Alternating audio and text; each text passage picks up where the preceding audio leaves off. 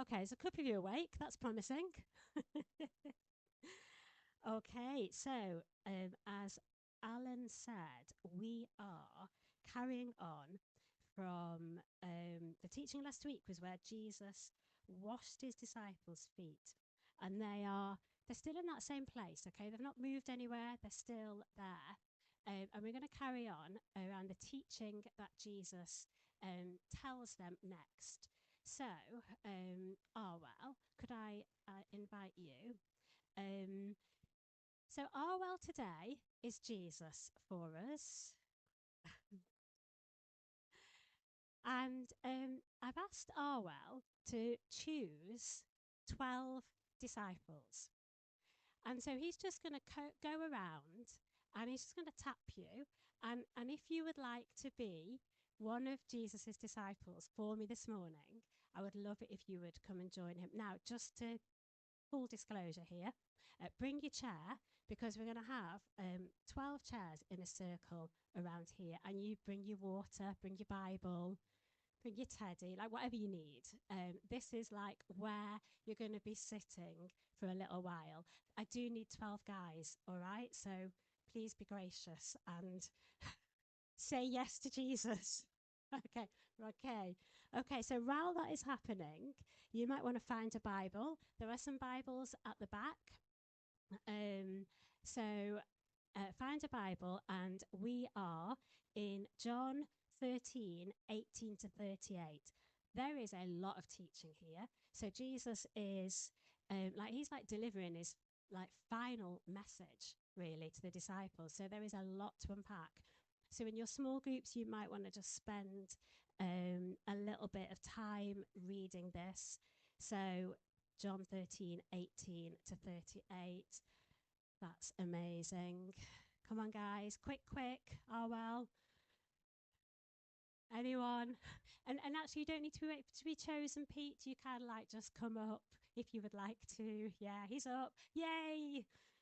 Well done. That's fantastic. We need to be in a circle if we can. Right, Phil, just come and organise them. I need a little circle around here. You haven't been chosen. Well, I'm choosing you, sweetie, just to get a circle, get together. So these guys, they had journeyed together for, come on, make room, make room. You might have to sit with your back to people. You're fine. Keep going. The interesting thing about the Last Supper, right, is that there would have been a whole load of women looking after them, like cooking for them and everything else. So, like, we just need to, yay, we're getting there. How many? How are we doing on the numbers, guys? How many have I got? 1, 2, 3, 4, 5, 6, 7, 8, 9. Oh, fantastic. Right, we might just need the front row to go back. You might just, I mean, you can stay there if you want to, but you might just want to go back to me, to you. Where's, oh, well, where is, oh, we might have just lost Jesus. Here we go.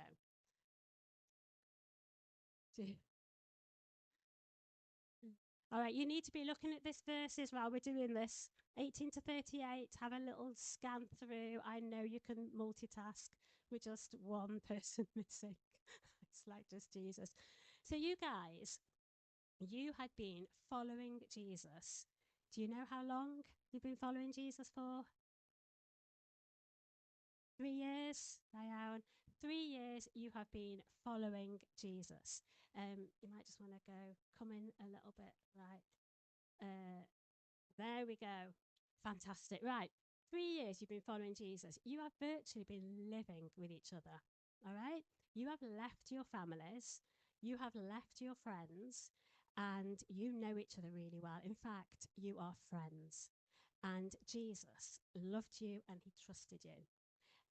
We have some friends we go on holiday with, and one of them said to me recently, you don't really know somebody, do you, till you go on holiday with them. In fact, Jan, you don't really know someone until you've been stuck in a lift with them, do you? Wasn't my finest moment, that's all I can say. You guys basically have been stuck in a lift together. You've been living, sharing with each other. You know each other really well. And here you are sat in this circle in the Last Supper. And this is what Jesus says to you. Now, he's already said last week, one of you is going to betray me. I think we made a mistake getting Phil in this circle. One of you is going to betray me.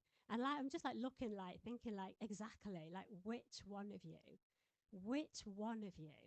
is going to betray your friend? So he says this, Jesus, he says, I'm not speaking of all of you. I know whom I have chosen. But this has happened in order that the scripture may be fulfilled. The one who eats my bread has turned against me.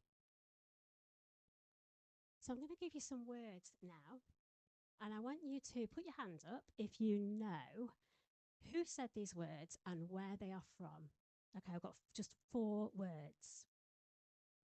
I have a dream. Hands up if you know those words. I have a dream. Quite a few of you. Well done. I have a dream. Rob, where are they from? Martin Luther King. Martin Luther King. 4 words. 4 words is all it took for you to know that's Martin Luther King. Okay, and if you are a black civil rights, he was a black civil rights activist. If you are an African American, those words are very, very significant to you. But we all know those words. Okay, I've got some more words. Okay, so I'm going to apologise before these words. They're not coming up on there, so you're not missing anything, darling.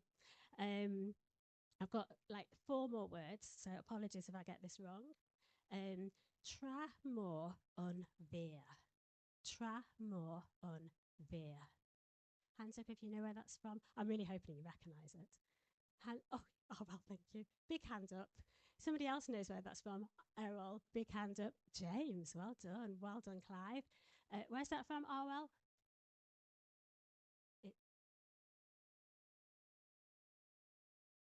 It is indeed the Welsh national anthem. 4 words. 4 words. That all it took for you to understand and go to a certain place. Right, these are for my girls. This is the last one. Let the storm rage on. Okay, frozen. 4 words. Well, that was 5. Frozen. So, guys, disciples, you're all Jewish men. The one who eats my bread has turned against me. Where's that from? Where's that from? Isaiah? Well, I mean, good guess. Good guess. You went with the Old Testament. That was a start. Okay, so that one, it's okay. You didn't need to know it. You are not actually Jesus' disciples. If you were, you might have realised that that is from Psalm 41, verse 9. You see, those words should have taken you straight to Psalm 41, verse 9. And if you didn't get the numbers, you'd have known it was a psalm, and they would have known that it was a prophecy about Jesus, about the Messiah. And this is what it says: My heathen oedd fi ffrind agos, even my close friend. O un, roedden un ei drustio, the one I trusted. O un fi'n fy bwyta worth fi moedd I. The one who ate at my table, wedi troi on fi erbyn I, has turned against me. My heathen oedd fy friend agos, even my close friend, has turned against me. And they would have known that this pointed to the Messiah. Now, do you know how many times in the Old Testament there are pointers, prophecies to the Messiah? Do you know how many numbers there are?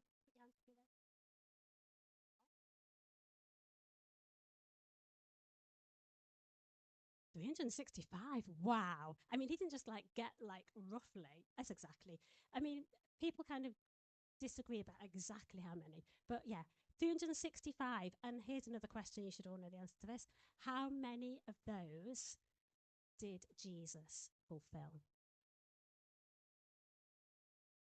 Well, there's a little murmur. There was a little murmur. Every single one. So when Jesus fulfilled every single word that had been said about him, what he was saying is, I am the Son of God. I am the one you've been waiting for, and you can trust me. You can trust that I am Lord. You can trust that I am the one that you have been waiting for.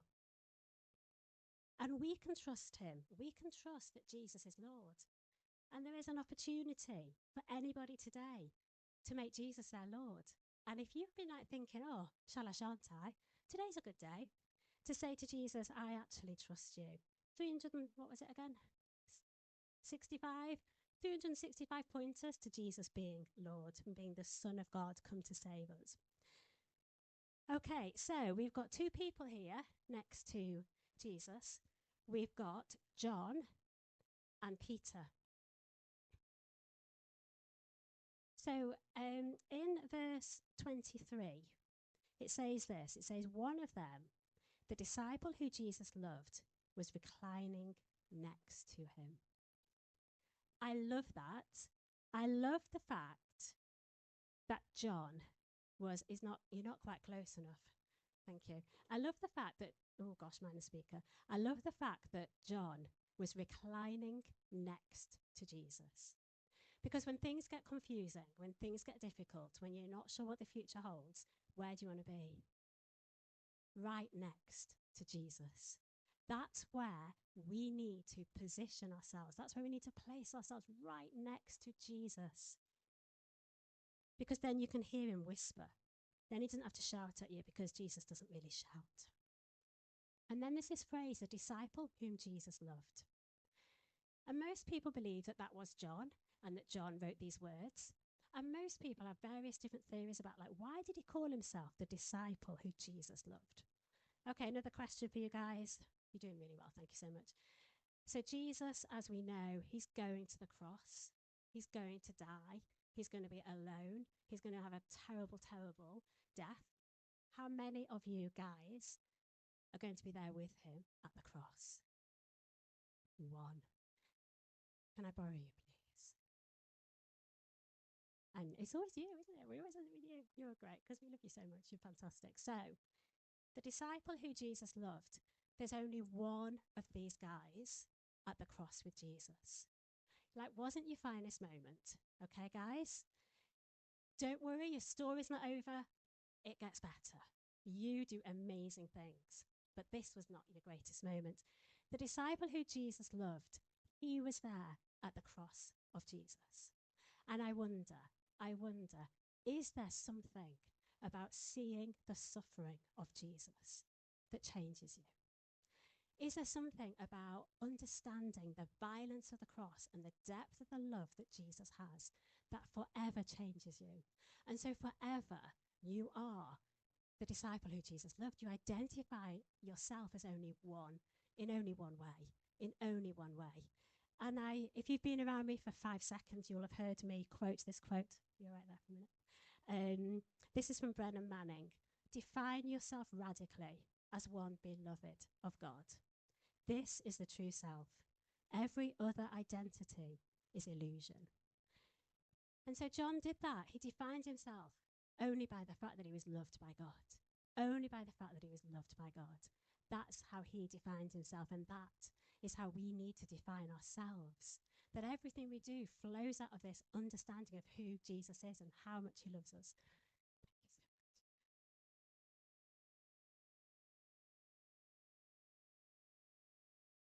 You're amazing. We did some sozo training at the beginning of this year, and during that training, we were encouraged to ask ourselves the question, where is Jesus for me now? Where are you, Jesus, for me now? So that's a question you might want to ask yourselves as you go away from here today, or as you spend time with Jesus. And I was sat at a table, and I just saw Jesus, like, sitting on the table, like, right in front of me. And I'm like, oh, hello, like, right in front of me. And at that time, I think it was even before my mum's funeral. It was between my mum dying and the funeral. And so just knowing that Jesus was right next to me, that he was, like, fixing his eyes on me, was amazing. And that is the closeness and the intimacy that we can have with God. So Peter, I'm smiling because every time I think about Peter, the disciple, I smile. Because Peter's like the first one to volunteer for stuff. He was the first one to say, Jesus, you are the Messiah. And so in this setting here, right, Jesus has said one of you is going to betray me. So, like, what's Peter thinking? He's like, well, who is it? So, Peter, he says to John, John, ask Jesus who it is. Ask him, ask him. We've all got that friend, haven't we? We've all got that friend that's like, it's so-and-so, seeing so-and-so. Ask them. Like, we've all got those friends. And this was Peter. He's like, John, ask Jesus. And so Peter says to Jesus, as John says to Jesus, Jesus, who is it, Lord? Verse 25, who is it, Lord? And so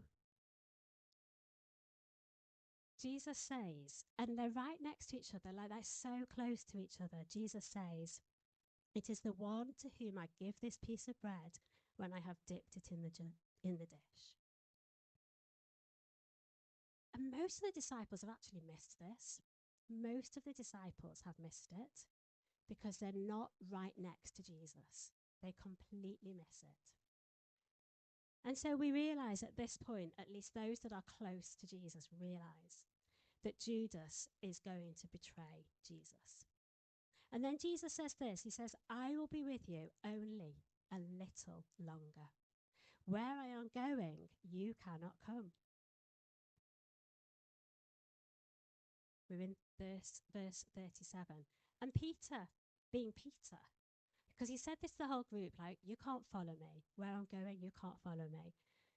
So Peter's like, why can't I follow you? Why can't I follow you? I will lay down my life for you. I love that. I love Peter's declaration. I'm going to follow you. I will lay down my life for you. And sadly, Jesus has to say to him, before the rooster crows, you will disown me 3 times.